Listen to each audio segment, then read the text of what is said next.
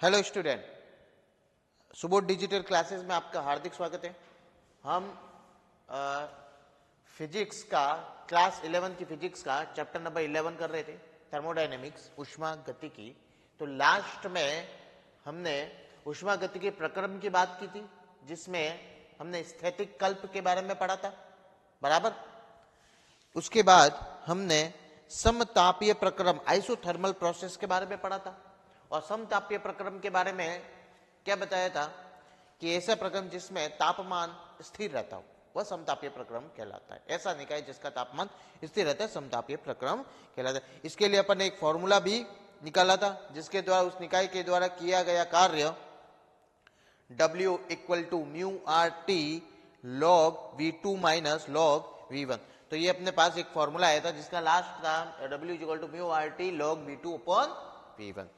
ठीक है, तो वहां पे V2 और V1 की वैल्यू के बारे में बताया, कब कार्य धनात्मक होगा और कब कार्य ऋणात्मक होगा। यदि V2 का मान ज्यादा रहेगा तो वह धनात्मक होगा कार्य, और यदि V2 का मान कम रहेगा तो वह कार्य, जो किया गया कार्य होगा, वह ऋणात्मक होगा। तो ये सारी चीजें अपन ने कल डिस्कस कर ली थी इन चीजों के बारे में। अपन इससे आगे वाले टॉपिक पे बात करेंगे। बहुत अच्छा सा टॉपिक है, इंटरेस्टिंग टॉपिक है, तो वहां पे बात करेंगे। तो सेकंड टॉपिक अपन लेके चलेंगे रुद्धोष्म प्रक्रम। सबसे पहले ये रुद्धोष्म एडियाबैटिक प्रोसेस, इसको इंग्लिश में एडियाबैटिक प्रोसेस बोला जाता है। सबसे पहले बात करेंगे रुद्धोष्म प्रक्रम होता क्या। भाई ऐसे निकाय की बात की है अपन ने, जैसे समतापीय में ऐसे निकाय की बात की जिसमें तापमान का मान स्थिर रहता है भाई, ठीक है। लेकिन अपन ने यहाँ पे रुद्धोष्म प्रक्रम की बात करेंगे तो ऐसे उष्मागति के निकाय की बात करेंगे जिसका वातावरण के साथ किसी भी प्रकार का उष्मा का आदान प्रदान न करे। मान लो कोई निकाय अपन ने लिया, भाई रुद्धोष्म का एडियाबैटिक का मतलब ये चीज होती है कि उसका वातावरण से संपर्क टूट जाना। सीधी सी भाषा में एक चीज बोलता हूं कि वातावरण से भिन्न हो जाना, अलग हो जाना, टूट जाना, बराबर। कि भाई ऐसे उष्मागति के निकाय की बात की है कि जिसका आसपास का, उसके उस निकाय के आसपास का जो वातावरण है उसके साथ उसका संपर्क टूट जाता है, उसके साथ उसका लेन देन टूट जाता है, उसके साथ उसका आदान प्रदान टूट जाता है। आदान प्रदान किसका भाई? उष्मा का। सीधी सी बात है, उष्मा का। यदि निकाय के अंदर मान लो अपन ने ठंडी वस्तु रखी तो वह ठंडी ही रहेगी, आसपास के वातावरण के अकॉर्डिंग वह चेंज नहीं होगी, बराबर। ऐसे जो प्रक्रम की बात की है वो रुद्धोष्म प्रक्रम की बात करेंगे, ठीक है। तो अपन इसी प्रक्रम पे बात करेंगे, रुद्धोष्म प्रक्रम। तो लिखते हैं हेडिंग अपन यहां पे, रुद्धोष्म प्रक्रम। अगली बात करेंगे अपन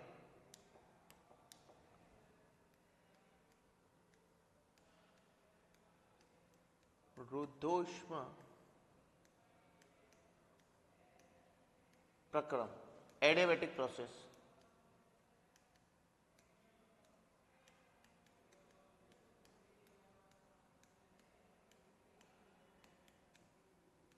एडियाबैटिक प्रोसेस, ठीक है, इसके बारे में बात करेंगे, ठीक है। एडियाबैटिक प्रोसेस, तो यहां पे अपन ने इसकी एक डेफिनेशन, परिभाषा के बारे में बात करेंगे। तो परिभाषा क्या लिखे?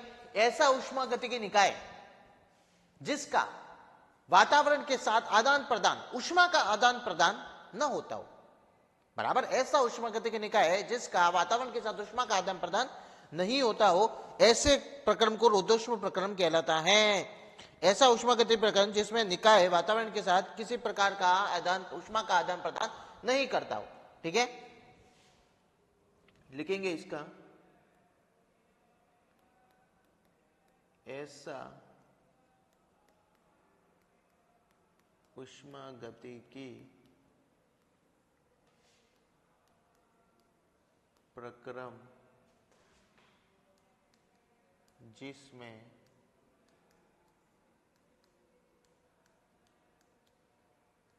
निकाय का वातावरण के साथ उष्मा का आदान प्रदान, उष्मा का आदान प्रदान न होता हो, क्या कहलाता है? रुद्धोष्म प्रक्रम कहलाता है। रुद्धोष्म प्रक्रम कहलाता है। ठीक है, तो यहां पे रुद्धोष्म प्रक्रम की बात की अपन ने कि ऐसे प्रक्रम की बात कर रहे हैं, ऐसे उष्मागतिकी निकाय की बात कर रहे हैं जिसका इस वातावरण के साथ संपर्क टूट जाता है, उस परिवेश के साथ किसी प्रकार का उष्मा का लेन देन आदान प्रदान नहीं होता हो, ऐसे प्रक्रम को अपन उष्मागतिकी के रुद्धोष्म प्रक्रम की बात रुद्धोष्म प्रक्रम कहते हैं, एडियाबैटिक प्रोसेस कहा जाता है। तो यहां पे अपन बात करेंगे इसके निकाय की। तो निकाय किस तरीके से रहेगा, तो उसका एक डायग्राम बनाते हैं अच्छे से अपन। सबसे पहले तो यहाँ पे निकाय की बात करेंगे, ये निकाय है अपना पास। ठीक है,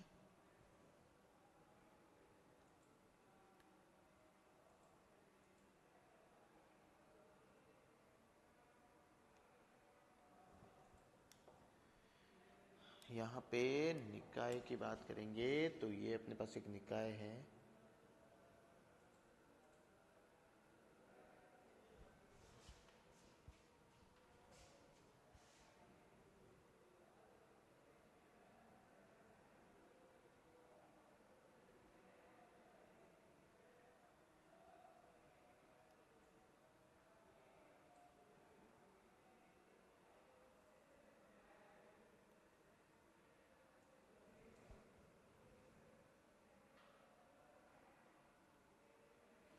ये पिस्टन है ऊपर, ये पिस्टन मैंने लगा दिया एक।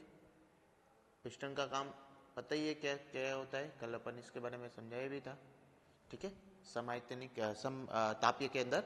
ठीक है, तो ये अपने पास हो गई। ये रुद्धोष्म प्रक्रम है जिसकी जो दीवारें है ना वह सारी रुद्धोष्म टाइप के एडियाबैटिक है। ये रुद्धोष्म प्रक्रम है, इसके दीवारें एडियाबैटिक है, जिसका इस परिवेश के साथ कोई लेना देना नहीं होता, इस परिवेश के साथ कोई लेना देना नहीं होता। ये कोई निकाय है और इस निकाय के अंदर ये जो अपन आसपास की जो दीवारें बोल रहे हैं ना, ये जो दीवारें हैं ना अपने पास, ये दीवारें ये रुद्धोष्म प्रक्रम की है। इसको रुद्धोष्म दीवार बोलते हैं या फिर अपन बोलते हैं एडियाबैटिक वॉल, बराबर। इसके अंदर मान लो ये अपने पास क्या भरी पड़ी है, कुछ गैसेस हो सकती है या कुछ द्रव्य पदार्थ हो गया। ठीक है, अब इसका मेन वर्क जो अपन ने एक डेफिनेशन के अंदर रुद्धोष्म प्रक्रम को समझा दिया है कि इसका मेन वर्क क्या होता है कि भाई ये उष्मागतिकी निकाय को इस वातावरण, इसके आसपास का जो एक परिवेश होता है, एक वातावरण होता है, इसके साथ ये आदान प्रदान, उष्मा का आदान प्रदान नहीं करता हो। मतलब अंदर जो भी अपना उष्मा रहेगी या अपना तापमान रहेगा वह बाहर के तापमान से बिल्कुल भिन्न रहेगा। ये इसकी तरह अपने बाहर के तापमान की के साथ साम्य अवस्था में नहीं रहेगा, क्योंकि ये रुद्धोष्म दीवार है बीच में, बराबर। तो ये अपन ने बात यहाँ पे की है। तो रुद्धोष्म प्रक्रम का अवस्था समीकरण की बात करेंगे सबसे पहले, रुद्धोष्म प्रक्रम के अवस्था समीकरण की। तो एक डेरिवेशन है, अच्छा सा डेरिवेशन है। तो उससे पहले अपन बात करते हैं रुद्धोष्म प्रक्रम का अवस्था समीकरण। और अवस्था समीकरण की बात करने के लिए अपन ने कल भी एक समतापीय के अंदर अवस्था समीकरण पता लगाया था, जिसमें अपन पीवी इक्वल टू नियतांक लेके चले थे। और पीवी इक्वल टू नियतांक अपन ने बॉयल के नियम के अनुसार पढ़ा था ये, बराबर। जब अपन ने आदर्श गैस समीकरण निकाला था तब अपन को पता है कि जो आदर्श गैस, आइडियल गैस होती है ना, वह बॉयल और चार्ल्स के नियम पे निर्भर करती है। तो यहाँ पे बॉयल के नियम पे पीवी इक्वल टू नियतांक लेके चले थे। तो यहाँ पे भी सेम है, पीवी इक्वल टू नियतांक लेके चलेंगे, लेकिन अपन इसमें बीच में एक गामा वैल्यू ऊपर की तरफ रखेंगे। ठीक है, तो रुद्धोष्म प्रक्रम के आदर्श गैस के लिए रुद्धोष्म प्रक्रम, तो यहाँ पे अवस्था समीकरण लेके चलेंगे। तो वहां अपन समतापीय में पीवी इक्वल टू नियतांक लेके, यहाँ पे थोड़ा चेंज कर देते हैं, अपन एक गामा वैल्यू को ऊपर की तरफ डिनोट कर देते हैं पावर में। यदि यहाँ पे लिखेंगे पीवी गामा इक्वल टू नियतांक, और जो नियतांक वैल्यू होती है ना, ये अपन को पता है ये कांस्टेंट वैल्यू होती है। तो ये अपने पास वैल्यूज आ गई है, बराबर। ये अपने पास एक वैल्यू आ गई। ठीक है, पीवी इक्वल टू नियतांक। सेकंड बात अपने पॉइंट यहां पे ये करेंगे, यदि अपन यहां पे ये इसको फर्स्ट समीकरण दे देते हैं, यदि नियतांक की बात करेंगे तो अपन को पता है नियतांक कितना होता है, PV equal to mu R T. ये आदर्श गैस समीकरण है। यदि मैं इसको डिनोट करने जाऊंगा ना तो ये कौन सी गैस समीकरण है अपने पास? आदर्श गैस समीकरण का फॉर्मूला है अपने पास, ठीक है। इसको डिनोट करने जाएंगे तो ये किसका है? आदर्श गैस समीकरण। यहां पे भी लिख देते हैं, ये फर्स्ट समीकरण हो गया और यहां पे आगे लिख देते हैं, यहां पे आदर्श गैस समीकरण, ठीक है। ये एक आदर्श गैस समीकरण है, आदर्श गैस समीकरण, ठीक है। तो यहां पे अपन ने दो बातें कर ली है, क्लियर, ठीक है। और अपन इस निकाय की बात करेंगे तो माना इस निकाय के अंदर यदि बोलेंगे, अब ये निकाय की बात कर रहे हैं, बराबर, निकाय के अंदर। चलो इससे पहले गैस के विशिष्ट उष्मा, दो विशिष्ट उष्माओं की बात कर रहे हैं अपन। यहाँ पे देखो ये जो गामा, पहले गामा, यहाँ पे जो गामा लिखा है ना, अपन इसको डिनोट कर लेंगे गामा होता क्या है। तो सबसे पहले बात करेंगे गामा, गैस की दो विशिष्ट उष्माओं, स्थिर दाब पर विशिष्ट उष्मा और स्थिर आयतन पर विशिष्ट उष्मा का अनुपात होता है। जो ये गामा डिनोट किया ना, ये गामा मैं यहाँ पे लिख देता हूं, गामा एक नोट लगा के लिख देते हैं अपन यहां पे, जो अपन ने ये गामा डिनोट किया है यहां पे। इस गामा का जो मान रहता है वह क्या होता है? गैस की दो विशिष्ट उष्मा, विशिष्ट उष्माओं, दो विशिष्ट उष्माओं, पहली अपने पास कौन सी है? स्थिर दाब पर, जो अपन पहले निकाल के आ गए, ये दोनों विशिष्ट उष्मा, स्थिर दाब पर विशिष्ट उष्मा और स्थिर दाब पर विशिष्ट उष्मा मतलब सीपी, और स्थिर आयतन पर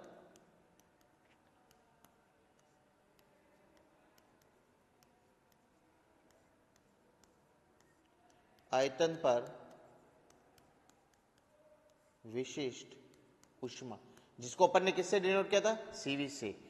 स्थिर आयतन पर विशिष्ट उष्मा के का अनुपात होता है ये गामा, ठीक है, अनुपात होता है। यदि इस गामा का मैं वैल्यू डिनोट करने जाऊंगा तो अपने पास क्या होगा? सीपी अपॉन सीवी, सीधी सी बात है। ये अपने पास एक फॉर्मूला एक और आ गया, क्लियर, ये अपने पास एक और फॉर्मूला आ गया, ठीक है। CP equal to CP upon CV, ये गामा की वैल्यू। अब बात करते हैं, कुछ और बात कर रहे हैं, ये निकाय की बात करेंगे। ये निकाय के ऊपर देखो, ये रुद्रश्व दीवार से ढका हुआ एक निकाय है अपने पास। यदि मानेंगे इस निकाय के अंदर प्रारंभिक इसका जो टेम्परेचर, वॉल्यूम और इसका जो प्रेशर रहता है, मान लो अपने पास T1, V1 एंड P1 है, बराबर, और कुछ समय पश्चात गैस के जो निकाय होता है उसका टेम्परेचर चेंज T2, दाब भी चेंज P2 और आयतन भी चेंज V2। तो यहां पे इस निकाय के बारे में लिखते हैं, माना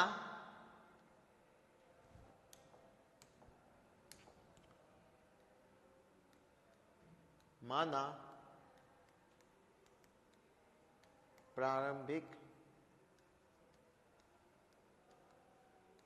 अवस्था में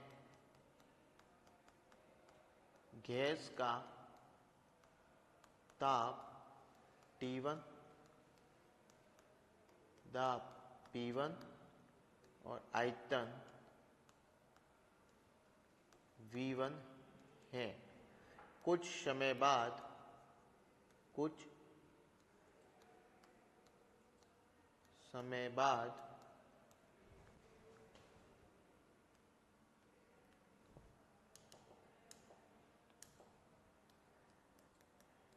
गैस का निकाय का ताप T2,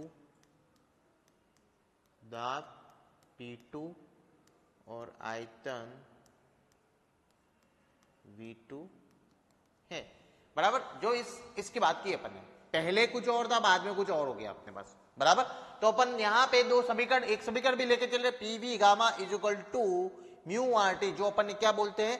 आदर्श गैस का समीकरण है। गामा को यहां पे डिनोट कर लिया कि दो विशिष्ट उष्माओं का अनुपात होता है, एक तो स्थिर दाब पर अनुपात बोलो और एक स्थिर दाब पर बोलो, एक स्थिर आयतन पर बोलो, दोनों का अनुपात हमेशा इसके बराबर होगा। तो यहां पे अपन बात करेंगे तो पीवी नियतांक अपने पास क्या है, म्यू आर टी, ये फर्स्ट समीकरण से लेके चल रहे।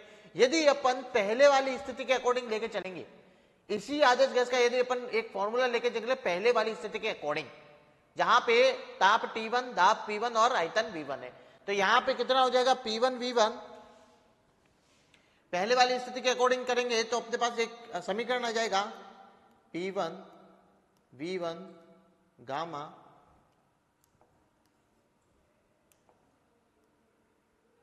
इक्वल टू म्यू, जो कांस्टेंट है, आर कांस्टेंट है, और एक आ जाएगा T1। ये पहले वाली स्थिति के अकॉर्डिंग हो जाएगा, ठीक है। इसको नाम देते सेकंड समीकरण। यदि अब कुछ समय बाद निकाय की जो सेकंड स्थिति हो रही है उसके अकॉर्डिंग यदि अपन आदर्श गैस को लिखना चाहेंगे तो अपने पास हो जाएगा P2 V2 gamma equal to mu R T2। ये तीसरा समीकरण आ गया। ये कौन सा अपने पास, थर्ड समीकरण आ गया। अपने पास देखो दोनों स्थितियों का, पहली वाली स्थिति और उसके बाद वाले कुछ समय के बाद देखा उसकी स्थिति का, दोनों के अपने पास इक्वेशंस निकल के आ गई है। अब यदि यहां पे बात करेंगे तो तीनों इक्वेशन से यदि मैं इन दोनों की तुलना करूंगा आपस में, क्या बोला, इन दोनों इक्वेशंस की तुलना करने पर लिखो यहां पे समीकरण 2 व 3 की तुलना करने पर P1 V1 equal to P2 V2 equal to mu R T1 equal to mu R T2। ये अपने पास वैल्यू आ जाएगी, देखो बराबर। इन दोनों समीकरणों की मैंने आपस में तुलना की तो अपने पास निकल के आ गई ये वैल्यू, जो किसके बराबर होती है, देखो म्यू आर टी के। ये अपने पास चौथा समीकरण आ गया, बराबर किसके बराबर होती है, म्यू आर टी के बराबर रहती है। ये अपने पास फोर्थ समीकरण आ गया, ठीक है। ये अपने पास कौन सा आ गया, फोर्थ समीकरण। चलो आगे बढ़ते हैं, आगे बात करेंगे इसकी और कि भाई किस तरीके से और रहेगा, ठीक है। तो यहां पे अपने पास चौथा समीकरण आ गया। यदि आदर्श गैस के समीकरण की बात करेंगे तो अपने पास P1 V1 and equal to mu R T1 है। तो यहां पे बात करेंगे तो यदि P1 V1, T1 इधर आ जाएगा तो P1 V1 अपॉन T1, ये किसका फॉर्मूला हो जाएगा, म्यू आर का। तो P2 V2 अपॉन T2, ये भी अपने पास फॉर्मूला आ जाएगा। तो अपन लिख सकते हैं यदि P1 V1 इक्वल टू क्या है, म्यू आर T1, तो अपन म्यू आर का फॉर्मूला यदि लिखना चाहेंगे तो अपन लिख सकते हैं P1 V1 अपॉन T1, सीधी सी बात है, बराबर। और म्यू आर यदि सेकंड का फॉर्मूला, सेकंड अवस्था का फॉर्मूला लिखना चाहिए तो P2 V2 अपॉन T2 हो जाएगा। यदि दोनों को आपस में तुलना करने पर अपन को पता है कितना आ जाएगा, P1 V1 upon T1, P2 V2 upon T2, और किसके बराबर हो जाएगा भाई, म्यू आर के बराबर होगा, ठीक है। तो ये अपने पास अगली इक्वेशंस आ जाएगी, ठीक है। ये अपने पास अगली इक्वेशंस आ जाएगी। ये यहां तक अपन ने सारी क्लियर चीजें कर ली, भाई किस तरीके से अपन दोनों अवस्थाओं को लेके चले हैं। यदि अपन बोलेंगे निकाय का जो आयतन होता है वह V1 से V2 हो जाता है। यदि निकाय का जो आयतन है, देखो यहां पे जो आयतन चेंज हो रहा है, यदि यहां पे बात करेंगे इस निकाय का, तो पहली अवस्था के कुछ अंदर कुछ और था, लेकिन ये जो आयतन अपने पास इतना चेंज हुआ है, ये जो आयतन हुआ है V1 से V2 की तरफ, बराबर। तो यहां पे ये निकाय के आयतन की बात करेंगे कि यदि आयतन में चेंज हो जाता है, आयतन में चेंज हो जाता है तब क्या होगा कंडीशन, तो यहां पे आयतन में डेल V परिवर्तन करने में किया गया कार्य लिखेंगे, आयतन में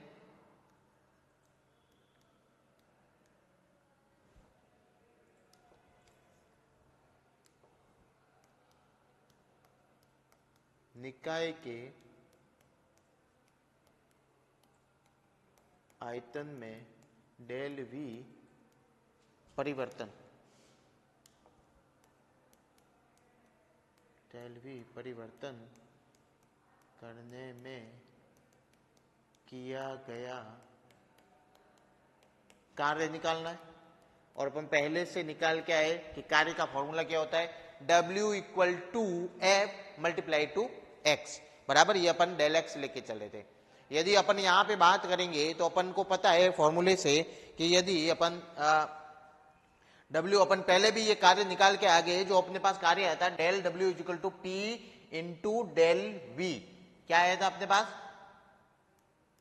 del W equal to P into del V।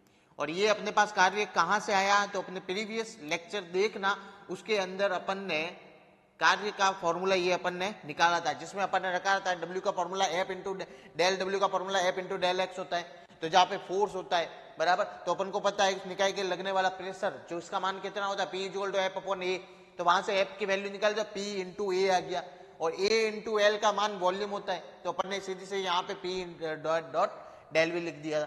यहाँ पे साइड में मैं एक बार कर देता हूँ रिमाइंड करने के लिए। देखो अपने पास ये वैल्यू थी, ये फॉर्मूला था, क्लियर। तो अपन ने क्या कहता है एफ का फॉर्मूला निकालना, तो अपने पास प्रेशर का फॉर्मूला अपन को पता है एफ अपॉन ए था, और तो यहां से एफ का फॉर्मूला निकालना था, तो एफ का फॉर्मूला यहां से क्या कितना आया अपने पास? P into A. तो अपने पास del W equal to P into A into del L, और अपन को पता है वॉल्यूम डेल V का formula A into del L है। तो सीधी सी बात है यहाँ पे डेल W का फॉर्मूला लग जाएगा अपने पास P into del V, clear. तो इस तरीके से अपन ने ये पहले भी ये फॉर्मूला निकाल के आ गए, ठीक है। तो अपन यहाँ पे डेल W जो किया गया कार्य है P डॉट डेल V है, तो यहाँ पे यदि डेल V आयतन में कुछ चेंजेज हो रहा है, बराबर, डेल V आयतन में कुछ चेंजेज हो रहा है, तो यहाँ पे अपन वैल्यूज रखेंगे। यदि डेल V सूक्ष्म हो तो, यदि बोला यदि डेल V सूक्ष्म हो तो क्या करेंगे?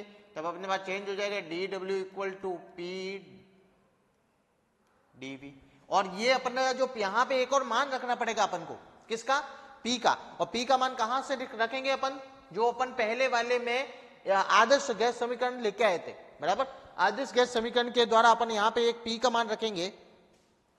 तो सबसे पहले यदि यहां पे समीकरण फर्स्ट की बात करेंगे, और समीकरण फर्स्ट से P का मान पहले रख दो, फिर बाद में अपन लिमिटेशन लगा देंगे, ठीक है। तो समीकरण एक से, बराबर, जिसमें आदर्श गैस का समीकरण लिया था, क्या लिया था? PV gamma equal to mu R T, बराबर। तो यहां से यदि P का मान डिनोट करने जाएंगे तो कितना हो जाएगा? Mu R T upon V gamma. तो ये वैल्यूज आ जाएगी अपने पास। इस वैल्यू को अपन कहां पुट करेंगे भाई? ऊपर वाली वैल्यू के अंदर पुट करेंगे। तो ऊपर वाली वैल्यू के अंदर रखने पर, P का मान रखने पर, यदि बोलेंगे P का मान रखने पर क्या वैल्यू आ जाएगी अपने पास?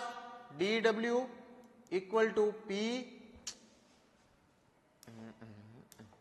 dW equal to mu R T upon V gamma, और अपने पास आ जाएगा dV, बराबर। अभी यहां पे दोनों और समाकलन लेने पर क्या करेंगे? समाकलन और लिमिटेशन लगाने पर यदि आयतन V1 से V2 हो जाता है, ठीक है, यदि आयतन V1 से V2 हो जाता है, ठीक है, हो जाता है, दोनों और समाकलन लेने पर, इंटीग्रेशन वैल्यू, समाकलन लेने पर क्या वैल्यू आ जाएगी? इधर की तरफ समाकलन लिया dW, इधर की तरफ पूरी वैल्यू का जो V1, लिमिटेशन लगाना, बोलना मत, लिमिटेशन लगानी जरूरी है क्योंकि आयतन चेंज हो रहा है, V1 से V2 की तरफ हो रहा है। तो अपने पास वैल्यू आ जाएगी mu R T V gamma dV, clear. जो वैल्यूज इक्वल है उनको बाहर ले लो, म्यू इक्वल है, आर इक्वल है, टी इक्वल है, तीनों बाहर आ जाएगी, V1 टू V2, बचा अपने पास dV अपॉन V गामा, बराबर, dV अपॉन V गामा। तो V गामा का एक अपने पास, यदि अपन इसको सॉल्व करने जाएंगे तो एक फॉर्मूला लगता है अपने पास, और वो फॉर्मूला अपने पास क्या होता है? V की, यदि V की पावर x की पावर n, यदि बोलेंगे कि एक फॉर्मूला, यहां पे मैं फॉर्मूला लिख रहा हूं, तो उस फॉर्मूले से सॉल्व करेंगे अपन। यदि उस सूत्र से सॉल्व करेंगे, उस सूत्र क्या होता है अपने पास, जो फॉर्मूला यूज होगा वह सूत्र अपने पास यूज होगा।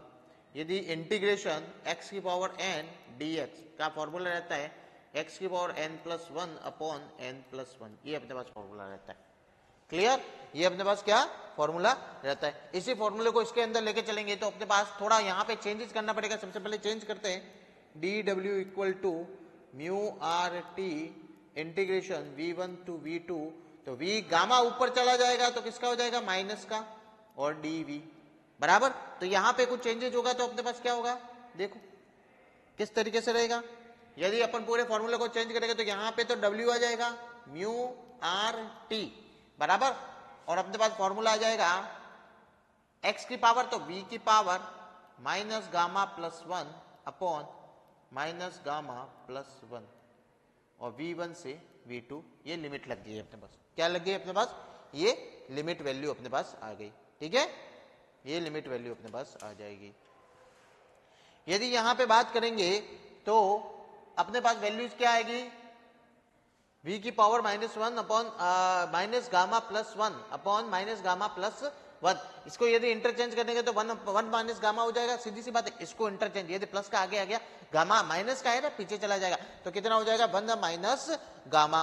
और यहां पे यदि ऊपर की बात करेंगे तो अपने पास कुछ वैल्यू चेंज है बराबर, माइनस गामा प्लस 1 है, माइनस गामा प्लस 1 है। यदि यहां से अपन माइनस को बाहर की तरफ यदि अपन ले लेंगे यहां से कॉमन, तो माइनस का gamma plus minus minus plus हो जाएगा, और माइनस प्लस माइनस गामा, तो गामा माइनस 1 हो जाएगा, और नीचे करने पर 1 क्या, ये माइनस जो साइन होता है ना बाहर जाता है। क्लियर, तो अपन यहाँ पे कुछ चेंज करके फिर करेंगे यहाँ पे। ठीक है, और v1, रुक जाओ यहाँ पे, ये थोड़ा सही लिख देते हैं, v2। क्लियर, तो यहाँ पे अपन कुछ चेंज करेंगे, मैथमेटिकल कैलकुलेशंस करेंगे, उस कैलकुलेशन से अपन इसको सॉल्व करने का तरीका लगाएंगे। ठीक है, इस कैलकुलेशन सॉल्व करेंगे, देखो किस तरीके से सॉल्व करेंगे। देखो इधर सबसे पहले बात करेंगे, यदि अपना W वर्क जो होता है ये अपने पास म्यू आर टी ऊपर चला जाएगा। यहां पे देखो चेंज करने के लिए बात, माइनस गामा प्लस 1 है भाई, क्या है, माइनस गामा प्लस 1 है। यदि माइनस गामा प्लस 1 के अंदर से अपन ये जो माइनस गामा प्लस 1 है ना, ये कॉमन है ना, इसको बाहर ले लो भाई। ये क्या, बाहर लेने पर ये 1 आगे आ जाएगा, ये गामा पीछे।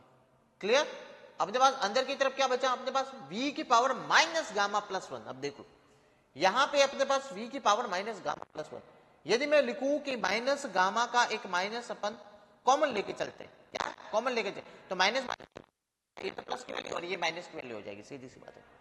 और v की पावर यदि ये, इसको यदि नीचे करेंगे भाई, ये माइनस की पावर है, इसको यदि मैं नीचे ले आऊंगा तो 1 अपॉन ये प्लस में हो जाएगी पावर, गामा माइनस 1, ये वाली वैल्यू आ जाएगी। तो सेम वैल्यू यहां पे लिखो कि अपने पास क्या वैल्यू आ जाएगी, 1 अपॉन, डायरेक्ट लिख रहा हूं, ठीक है, मैंने यहां पे समझा दिया है किस तरीके से आ रहा है, गामा माइनस 1।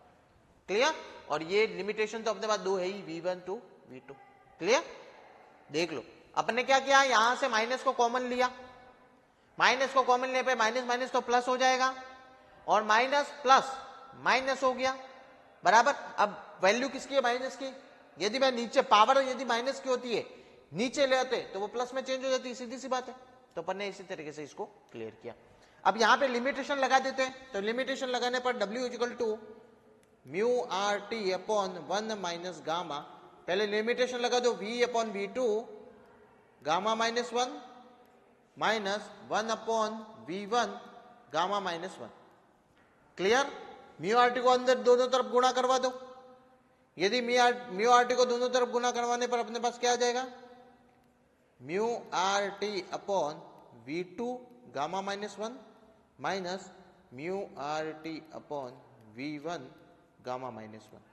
क्लियर, ये देखो सिंपल से मैथमेटिक्स है, कुछ भी नहीं करवाया, इसी म्यू आर टी का मैंने दोनों तरफ अंदर की तरफ दोनों से मल्टीप्लाई करवा दिया, अपने पास ये वैल्यू आ गई लास्ट वाली बराबर, अपने पास ये वैल्यू आ गई। यदि मैं समीकरण 4 को लेकर चलूंगा, समीकरण 4 अपन ने क्या पढ़ा था, यदि चारों वैल्यू अपने पास समान है, समीकरण 4 से यदि लिखेंगे, समीकरण 4 से, और समीकरण 4 से क्या पढ़ा था, म्यू आर टी किसके बराबर होगा, P1 V1 गामा बराबर, इसके अलावा अपने पास हो जाएगा P2 V2 गामा, इस वाली वैल्यू के बराबर होगा। ठीक है, इस समीकरण के द्वारा अपन लिखे जाते हैं। ठीक है, ये समीकरण के द्वारा अपन यहां पे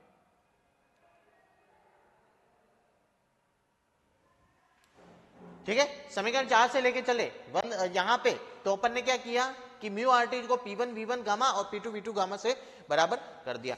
कुछ नहीं रखना, यदि जहां पे म्यू आर टी दिख रहा है, यदि V2 की वैल्यू नीचे है तो P2 V2 गामा ऊपर रख दो, और यदि म्यू आर टी, भाई ये दोनों वैल्यू तो बराबर है, ये दोनों वैल्यू तो बराबर है, भले म्यू आर टी के बराबर, भले V2 की है तो V2 की वैल्यू रखो, P2 V2 रखो, और V1 की वैल्यू है तो P1 V1 रखो। सिंपल है, बस यही तो करना है इसके अंदर, इसी वाली वैल्यू को इसके अंदर बिठाना है, बिठा दो। W equal to 1/1 minus gamma P2 V2 gamma upon V2 gamma -1 minus P1 V1 gamma upon V1 gamma -1, ये वाली वैल्यू आ जाएगी। सिंपल, क्लियर, अपने पास वर्क डन कंप्लीट हो गया। ठीक है, डेरिवेशन बहुत ज्यादा इजी है, ठीक है, लेकिन थोड़ा मैथमेटिकल कैलकुलेशन है इसके अंदर। ठीक है, तो ये वाली तीनों वैल्यू जब इक्वल है तो दोनों जगह मैंने बिठा दिया, V2 की जगह ऊपर सेकंड वाली अपने स्थिति बिठा दी और फर्स्ट की जगह प्रारंभिक स्थिति का मान बिठा दिया। ठीक है, अब दोनों वैल्यू को यदि थोड़ा और यहां पे देखने जाएंगे तो इन वैल्यू को यदि ऊपर की तरफ ले जाने पर थोड़ा और चेंज करते हैं। देखो इसके अंदर क्या चेंज कर सकते हैं अपन, W equal to 1/1 minus gamma तो ऑलरेडी पावर से चल ही रहा है। अब देखो ये जो वैल्यू है ना V2 की पावर है गामा -1, यदि मैं इसको ऊपर ले जाऊंगा तो किसमें चेंज हो जाएगी अपने पास, सीधी सी बात है माइनस में आ जाएगी। जो पहले वाले अपन करके चले किसमें आ जाएगी भाई, माइनस में आ जाएगी, और माइनस के अंदर आने पर अपन को पता है यदि माइनस को खोलेंगे तो प्लस में सीधी चेंज हो जाएगी, +1 आ जाएगा। देखो करके देखते हैं एक बार, चलो P2 V2 ये गामा, इसी V2 की वैल्यू को ऊपर ले जाओ, V2 माइनस प्लस की है ना ये पूरी, तो इसको माइनस में चेंज कर दो, गामा -1। क्लियर, ऐसे कैसे हम इसमें दोहराओ इसको, P1 V1 गामा मल्टीप्लाई हो जाएगा V1 माइनस गामा -1। अब थोड़ा और चेंज करते हैं इसके अंदर, W की वैल्यू हो जाएगी 1/1 माइनस गामा, यहां पे P2 तो ऑलरेडी अपने पास, V2 देखो यहां पे थोड़ा चेंज करना पड़ेगा, ये माइनस कोष्टक खोलेंगे, ये माइनस का गामा हो जाएगा, ये माइनस माइनस +1 हो जाएगा, तो यहां पे गामा, और हमेशा यदि बेस समान होता है, अपन मैथमेटिकल में के अंदर पढ़े हैं ना मैथ्स के अंदर, यदि बेस सेम होता है और पावर अलग अलग होती है तो पावर हमेशा आपस में क्या करेगी, जुड़ेगी। तो अपन गामा माइनस गामा +1, और यहां पे P1 V1 gamma minus gamma +1, ये वाली वैल्यू अपने पास आ जाएगी। क्लियर, ये वाली वैल्यू अपने पास आ जाएगी। गामा प्लस का है माइनस का है कट जाएगा, गामा प्लस का है माइनस का है कट जाएगा, बचा क्या, W equal to 1/1 minus gamma P2 V2 plus, अरे यहां पे P1 है P1 है यहां पे ये P1 है, P1 V1। ठीक है, ये वाली वैल्यू अपने पास आ गई। क्लियर, ये वाली वैल्यू अपने पास निकल के आ गई। देखो यहां पे एक समीकरण आ रहा है ना अपने पास, ये देखो P2 V2 minus P1 V1। Clear, ठीक है, यहां तक तो अपन पहुंच चुके। ठीक है, ये अपने पास एक इक्वेशन आ गई। अब थोड़ा और आगे बढ़ते हैं कि इस इक्वेशन को और किस तरीके से अपन सॉल्व कर सकते हैं। तो अपन को पता है P1 और V1 किसके बराबर था, म्यू RT1 के। ये अपन पहले वाले सेकंड समीकरण की बात सुनो, समीकरण नंबर सेकंड और समीकरण नंबर थर्ड देखो। समीकरण सेकंड व थर्ड से क्या लिखा था, P1 V1 किसके बराबर था, म्यू RT1 के, और P2 V2 किसके बराबर लिखा था अपन ने, म्यू RT2 के। बस दोनों वाली वैल्यू है अपने पास बराबर, इन दोनों वैल्यू को इसके अंदर पुट कर दो, एक तो म्यू RT1 आ जाएगा, एक क्या आ जाएगा, म्यू RT2। सीधी सी बात है, करो, चलो करते। W इक्वल टू आ जाएगा अपने पास 1/1 माइनस गामा P2 V2 की जगह म्यू आर T2 और प्लस P1 V1 की जगह म्यू आर T1। ठीक है, अब इन दोनों में से क्या करेंगे, थोड़ा कॉमन लेने की ट्राई करेंगे। कॉमन क्या हो जाएगा, म्यू आर कॉमन हो जाएगा तो अंदर क्या बचेगा, T2। यहां पे अपन ने एक गड़बड़ करके चल रहे हैं, प्लस प्लस प्लस लेके चल रहे हैं, माइनस आ जाएगा। अरे यार यहाँ पे माइनस है ना, बीच में गड़बड़ कर देते। यहाँ पे माइनस है ऑलरेडी, यहाँ पे माइनस है, तभी सोचो प्लस में वैल्यू कैसे आ रही है। ये माइनस है, ये भी माइनस है, तो यहाँ पे भी तो भाई माइनस ही होगा बराबर। यहाँ पे देखो माइनस है अपने पास, तो माइनस माइनस माइनस है तो माइनस ही लगेगा ना यहाँ पे। ठीक है, तो यहां से अपन क्या करें, म्यू आर की वैल्यू बाहर ले लेंगे, 1/1 माइनस गामा। अरे ठीक है, म्यू आर यहाँ पे कॉमन है, म्यू आर को बाहर ले लिया, 1 माइनस गामा, अंदर क्या बचा अपने पास, T2 माइनस T1 बराबर। कॉमन लेना तो बहुत ज्यादा इजी है, कॉमन लेना तो बहुत ज्यादा इजी है, और कॉमन वैल्यू अपने पास आ गई है। ठीक है, क्या हो गया,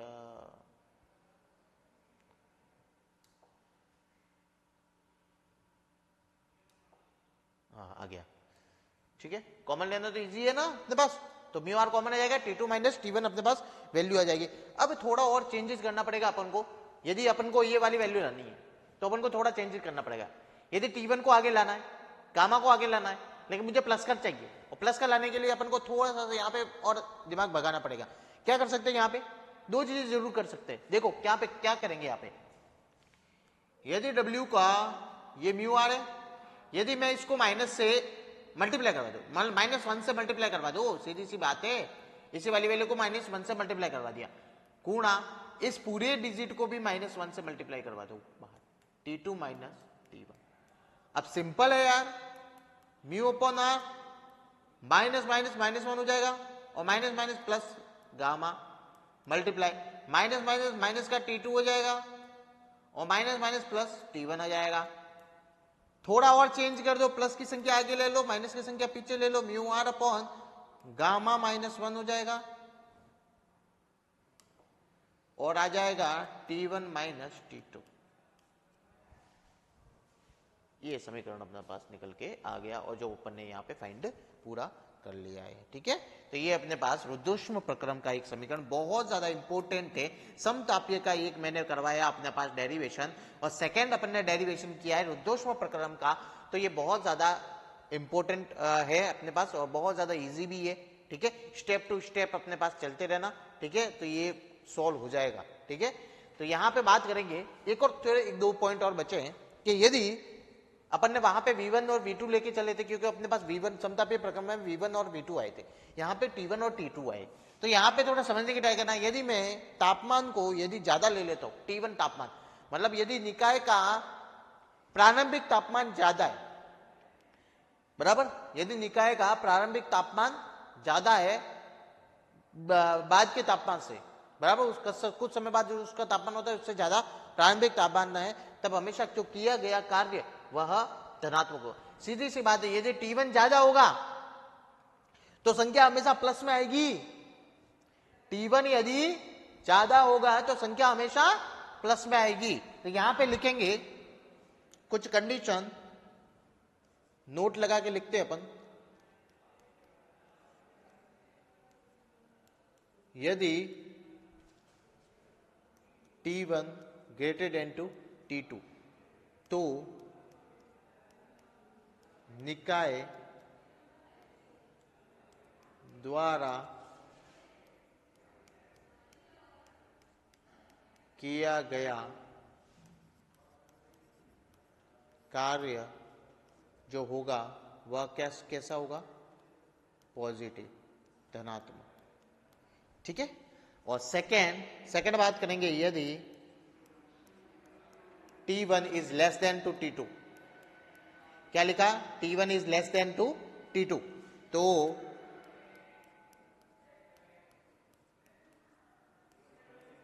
निकाय द्वारा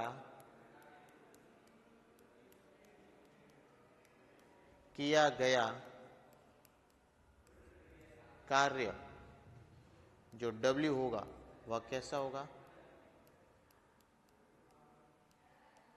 ऋणात्मक। बराबर। अगर T2 की वैल्यू ज्यादा है तो सीधी सी बात है जो मान आएगा वह किसमें आएगा? नेगेटिव के अंदर आएगा। ठीक है, तो ये दो बातें अपन ने यहाँ पे क्लियर की रुद्धोष्म प्रक्रम की। तो यहाँ पे रुद्धोष्म प्रक्रम अपना क्लियर हो गया है। अच्छा सा एक डेरिवेशन था। ठीक है, अब अपने पास देखो दो प्रक्रम तो हो गए, समतापीय भी पढ़ लिया अपन ने, रुद्धोष्म प्रक्रम भी पढ़ लिया, सम आयतनिक प्रक्रम एक और है अपने पास और एक समतापीय प्रक्रम है। बराबर। सम आयतनिक और समतापीय प्रक्रम अपन अगले वाले चैप्टर में लेके आएंगे, लेकिन उससे पहले मैं एक बार आपको इस चीज के बारे में बता देता हूं। ये जो अपन ने डेरिवेशन किया है ना, ये बहुत ज्यादा एक तो इंपॉर्टेंट डेरिवेशन है। बराबर। और बहुत ज्यादा इजी भी बोल सकते इस डेरिवेशन को। ठीक है, अच्छा सा डेरिवेशन है रुद्धोष्म प्रक्रम का। तो एक मोटे मोटे तौर पे अपन इस चीज को देख लेते हैं कि एडियाबैटिक प्रोसेस क्या होता है। सबसे पहले एक ही चीज बताइए, यदि किसी निकाय का जो